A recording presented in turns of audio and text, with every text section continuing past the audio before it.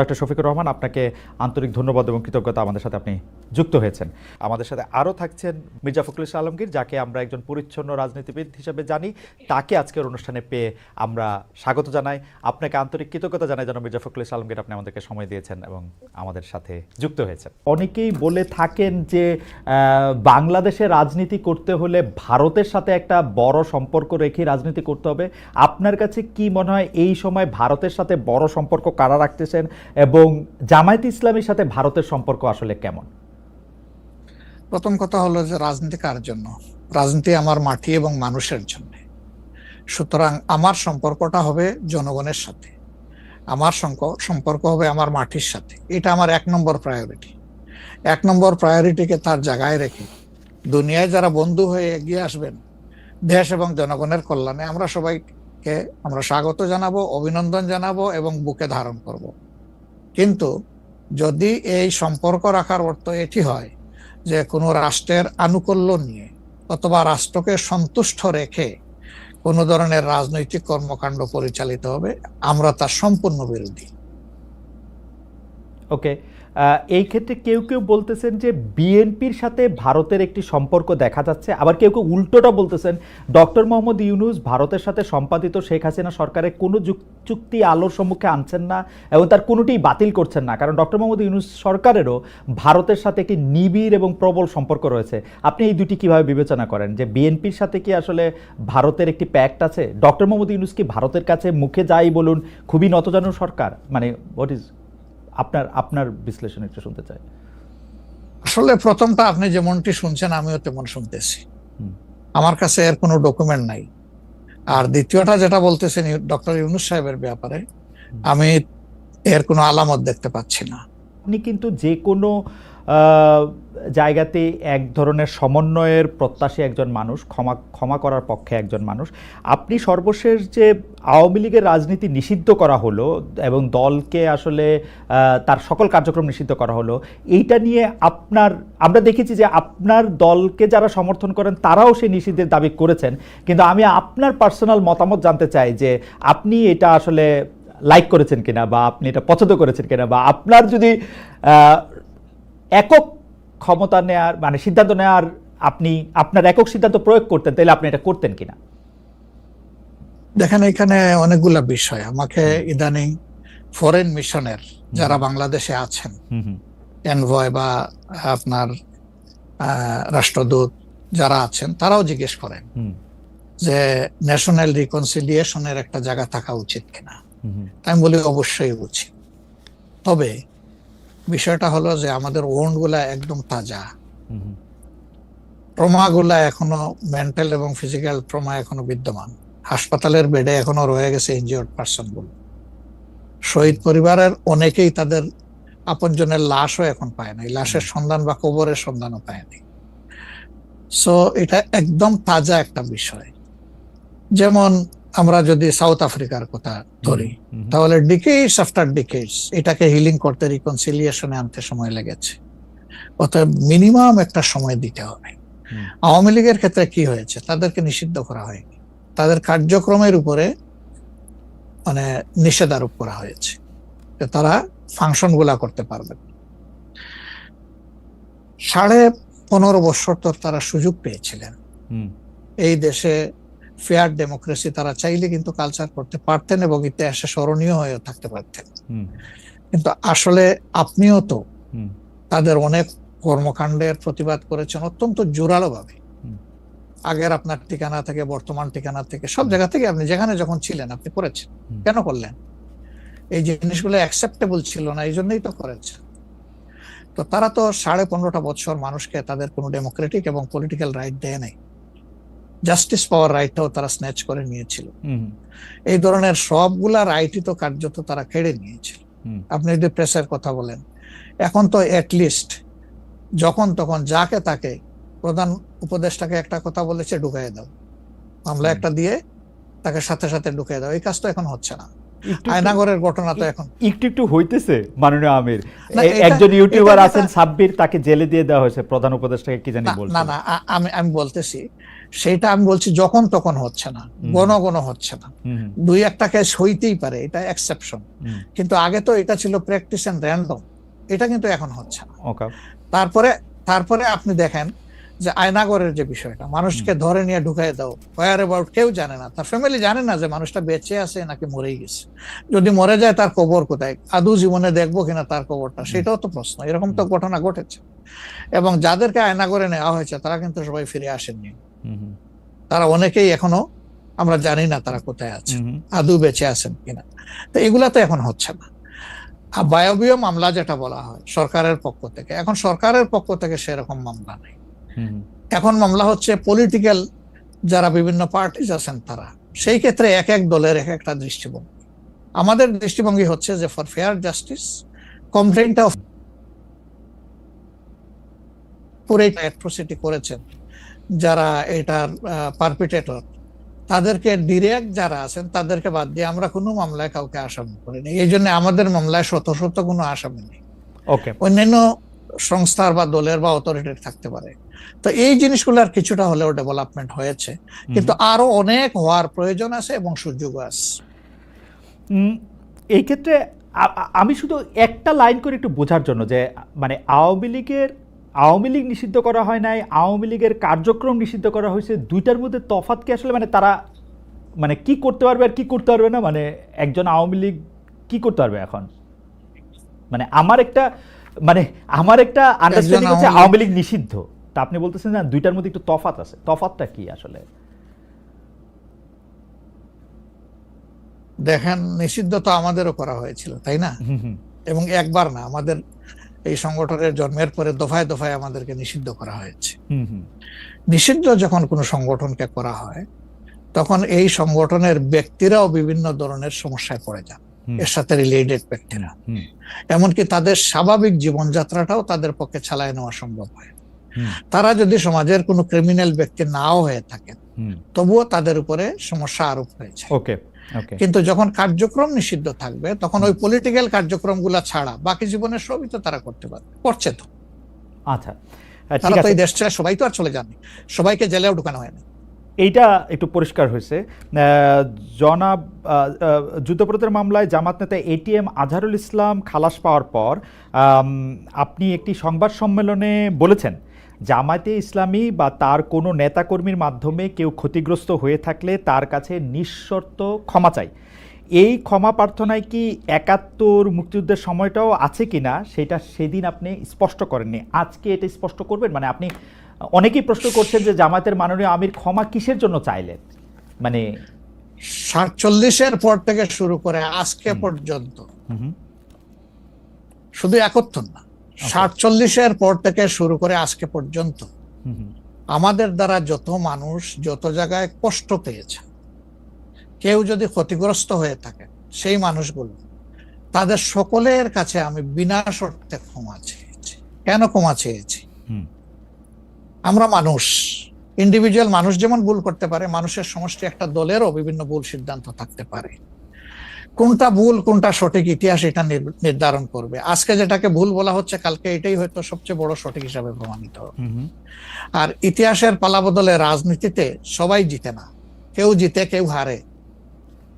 আমরা আদর্শবাদী একটা দল, আমরা বিশ্বাস করি আমরা মানুষ, ভুলের ঊর্ধ্বে নই। আমাদের দ্বারা, আমাদের সহকর্মীদের দ্বারা মানুষ বিভিন্ন ক্ষেত্রে কষ্ট পেতে পারে, ক্ষতিগ্রস্ত হতে পারে।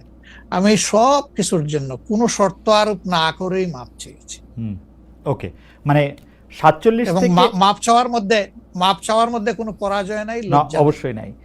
৪৭ থেকে আজ পর্যন্ত যে কোনো কিছুর জন্য মানুষ আপনাদের কাছ থেকে যদি কোনো ধরনের আঘাত পেয়ে থাকে তার জন্য আপনি দুঃখ প্রকাশ করেছেন বা ক্ষমা চেয়েছেন। এর ভিতরে সব ঢুকে গেছে, কোনো কিছু বাদ নাই। ওকে, এভরিথিং ইনক্লুডেড। আচ্ছা, এবং এটা আনকন্ডিশনাল, মানে অ্যাপোলজি দিয়ে আনকন্ডিশনাল পার্ডন সিক করেছে। এইটা কি ডক্টর শফিকুর রহমান, আমি আসলে যেহেতু আপনার সঙ্গে আমার মানে নানা সময় কথা বলার সৌভাগ্য হয়েছে, মানে পর্দার বাইরে পর্দার ভিতরে, সেটা আমি জানি বলেই আমি আমার প্রশ্নটা করছি যে আপনি যে ৭১টাকে এই 47 থেকে আজ পর্যন্ত একসাথে বললেন, এর কি কোনো বিশেষ কারণ আছে নাকি মানে? না না না না না না, কোনো বিশেষ কারণ নাই। আমার মানবিক মূল্যবোধের জায়গা এবং আমার দায়িত্বের জায়গা থেকে আমি বলেছি, অনুভূতির। ওকে।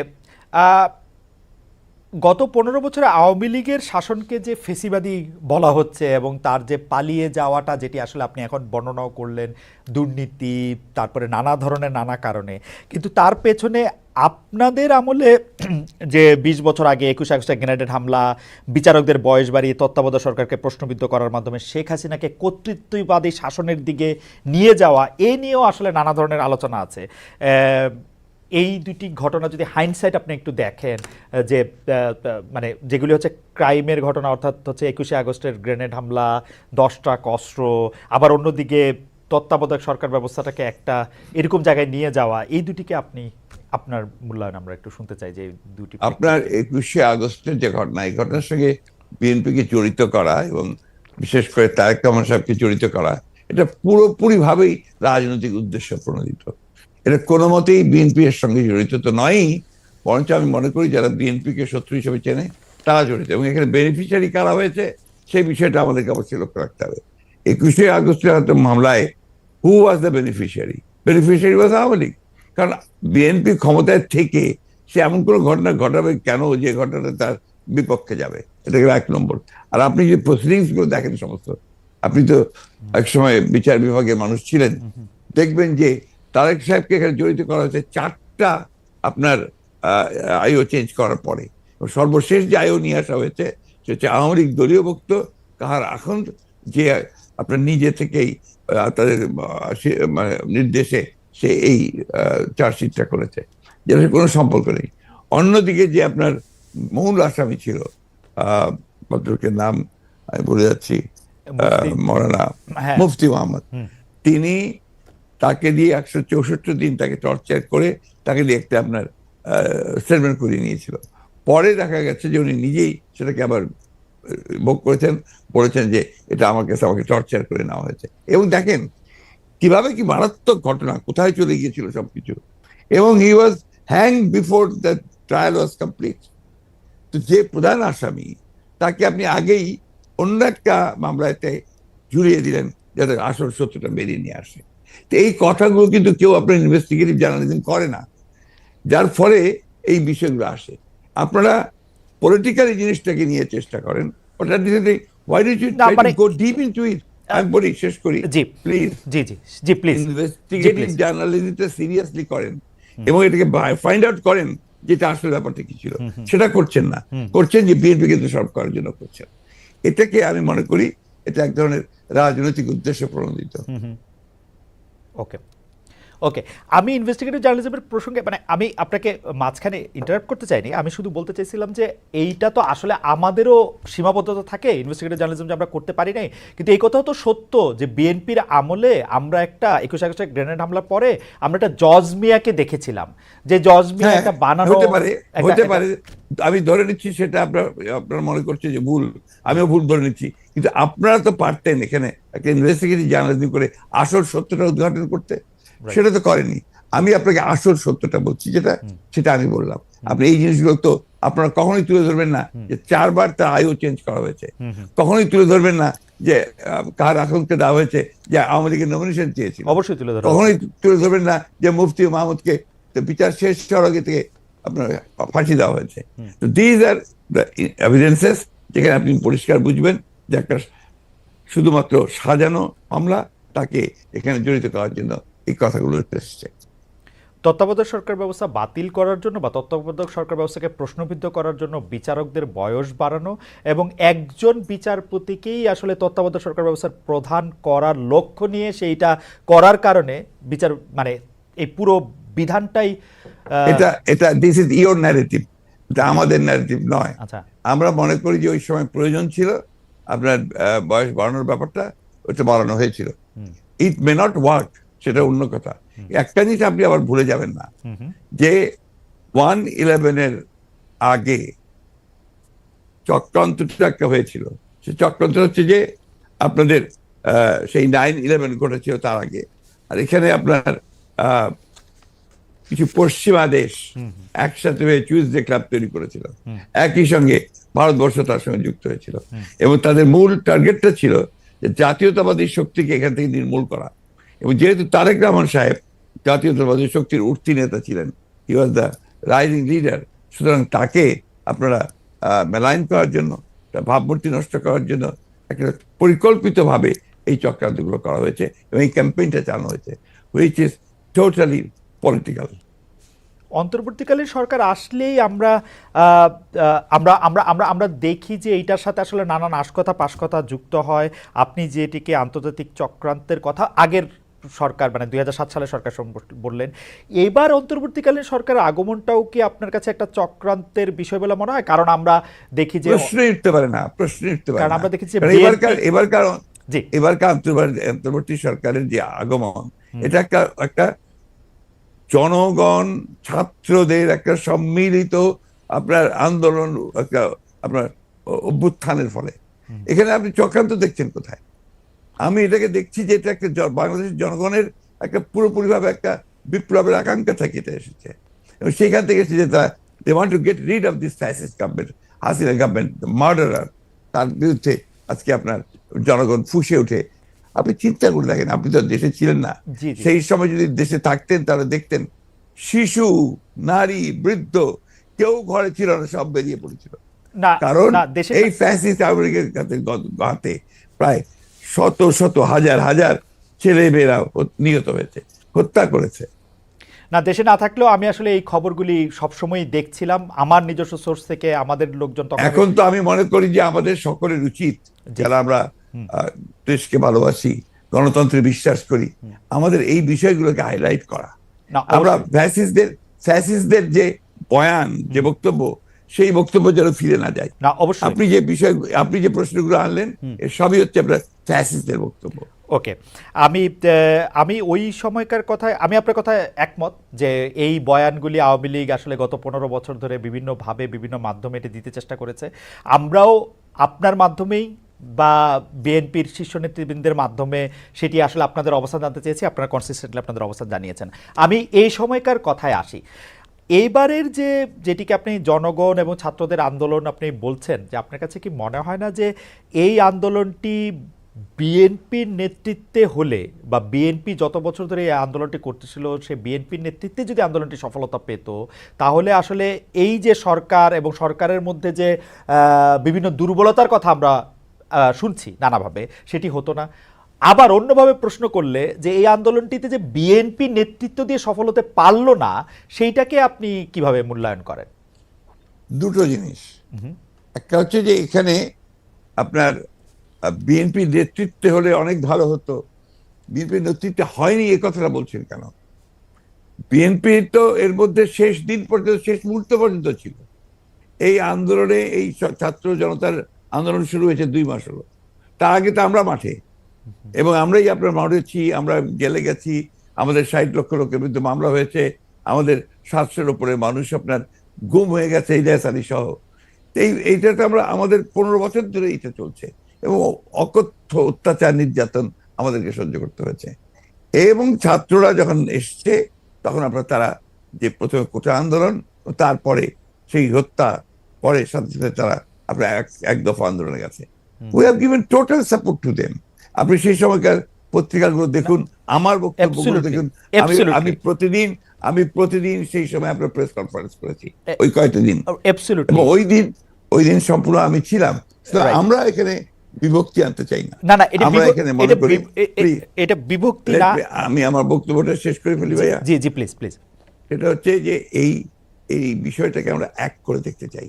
এখন যে কোনো ধরনের একটা মিসআন্ডারস্ট্যান্ডিং তৈরি হওয়া, বা একটা ভুল বুঝবুঝি হওয়া, সমঝোতার অভাব হওয়া, এটা কিন্তু দেশের জন্য এই মুহূর্তে এতটুকু মঙ্গলজনক হবে না। না, এটা আমি আপনার সাথে দ্বিমত পোষণ করছি না, কিন্তু আপনি বলছেন যে আপনি আসলে সাপোর্ট দিয়েছিলেন। আপনার সেই ব্যাপারে কোনো সন্দেহ নেই। আমরা প্রতিদিন আপনার বক্তব্য আমরা মিডিয়ায় দেখেছি, সরাসরি দেখেছি, বক্তব্য দেখেছি। আমার প্রশ্ন, আপনারা তো সাপোর্ট দিয়েছিলেন, কিন্তু লিডারশিপটা ছিল যে আসলে ছাত্রদের হাতেই, তাই তো? মানে এটা এই জায়গাটাতে আপনি যাচ্ছেন কেন? আমরা তো লিডারশিপ, এখানকার লিডারশিপটা আমরা ক্লেম করিনি। আমরা কি ক্লেম করেছি যে আমরা শেষ মুহূর্তের লিডারশিপটা আমরা দিয়েছি, একটা ক্লেম করেছি, করিনি তো? ওটা যাচ্ছেন কেন? আমরা বলছি যে ছাত্ররা শেষ মুহূর্তে, যে আমি তো আমার বক্তব্য বলেছি যে গোল আমরা তৈরি করে দিয়েছি, কিকটা করেছে ছাত্ররা। ওকে, আমি সেটা বারবার বলেছি যে এটা মাঠের মধ্যে বল তৈরি করে দিয়ে গোলের সামনে নিয়ে এসেছি আমরা, তারা কিক করেছে।